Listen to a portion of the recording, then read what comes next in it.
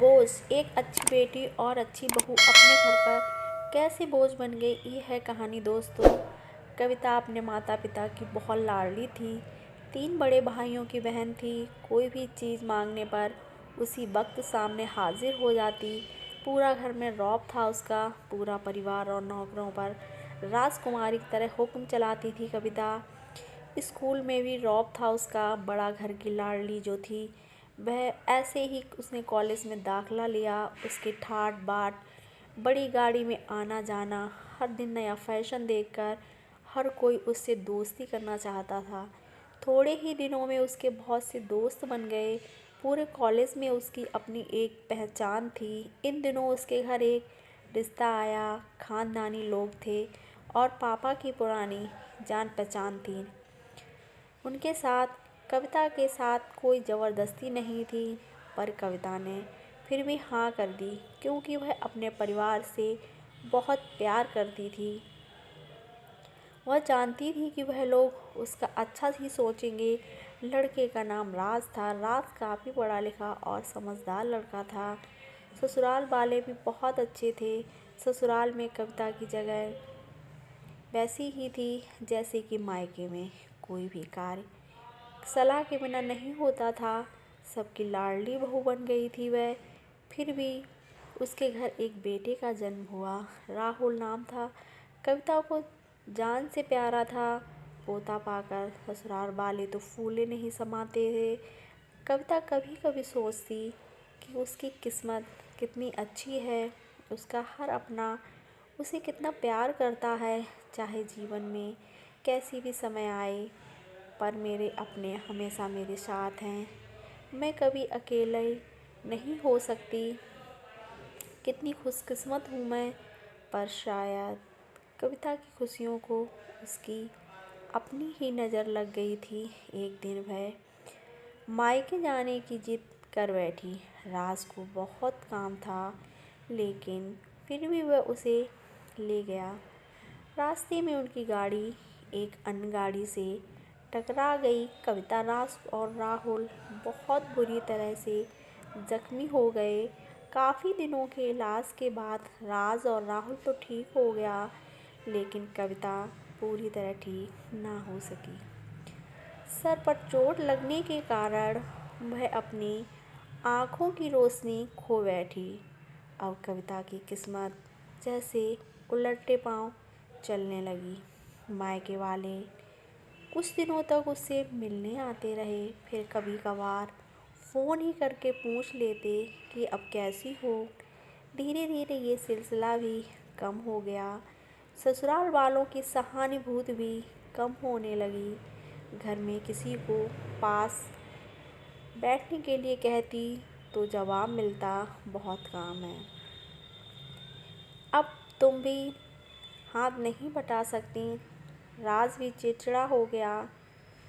बस राहुल ही था उसके साथ, जिसके साथ हंसते खेलते उसका वक्त गुजरता।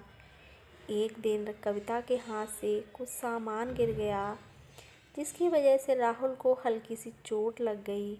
कविता के सास ससुर ने राहुल को उससे अलग कर दिया कि कहीं उसके ना देखने की वजह से बच्चे को नुकसान ना हो जाए। कविता अंदर से टूट चुकी थी। एक दिन उसके सामने मायके जाने की इच्छा रख दी तो राज उसे तुरंत मायके छोड़ आया, जैसे कि वह यही चाहता था। लेकिन राहुल को उसके साथ नहीं भेजा गया। कविता कभी राहुल से दूर नहीं रही, पर अपनी कमी के कारण उसने ज़्यादा बहस नहीं की। कविता को लगा कि वह 3-4 दिन वहाँ रहेगी तो थोड़ा हवा पानी बदल जाएगा, क्योंकि वह कितने दिनों से कहीं भी बाहर नहीं गई थी। घर वाले भी इतने दिनों बाद उसे देखकर कितने खुश होंगे। कविता के घर पहुंचने पर सब लोग बहुत खुश हुए। खाने में सब कुछ कविता की पसंद का ही बना था, तो उसने अपनी मम्मी पापा और भाई भाभियों से दिल खोल कर बातें की। उनके छोटे छोटे बच्चे भी बुआ के साथ घुल मिल गए थे। रात को सोने के वक्त जब वह कपड़े बदलने लगी तो उसे पता चला कि उसका बैग तो बहुत भरा हुआ था। वह समझ गई, वह बहुत उदास हो गई। कुछ दिनों तक तो सब ठीक रहा, फिर जैसे सब बदलने लगा, सबका व्यवहार बदल रहा था। वह लोग जैसे थक के चुके थे उससे सब लोग घुमा फिरा कर पूछने लगे कि राज कब आ रहा है उसे ले जाने। वह बहाना बना देती, जबकि वह जानती थी कि उस घर में अब उसके लिए कोई जगह नहीं है। कविता से चलते वक्त कुछ ना कुछ नुकसान हो जाता। थोड़ी बहुत टोका टाकी उसे सुनाई देती, वह टाल देती। एक दिन उसके हाथ से लगकर एक कीमती फूलदान टूट गया। छोटी भाभी ने बहुत हंगामा मचाया। कविता के माता पिता रोज के झमेलों से तंग आ गए थे। उन्होंने राज को खुद से फ़ोन कर दिया। राज कविता को अपने घर ले गया। कविता को अपने परिवार वालों से ये उम्मीद ना थी। जिस कविता के कहे बिना घर से में एक पत्ता भी नहीं हिलता था, उस घर के लिए वह अब बोझ बन चुकी थी। राज के साथ ससुराल आते वक्त वह बहुत खुश थी, क्योंकि वह अपने घर जा रही थी, अपने जिगर के टुकड़े राहुल के पास। परंतु यह खुशी भी कुछ पल की ही थी। सारा बंदोबस्त पहले ही किया हुआ था।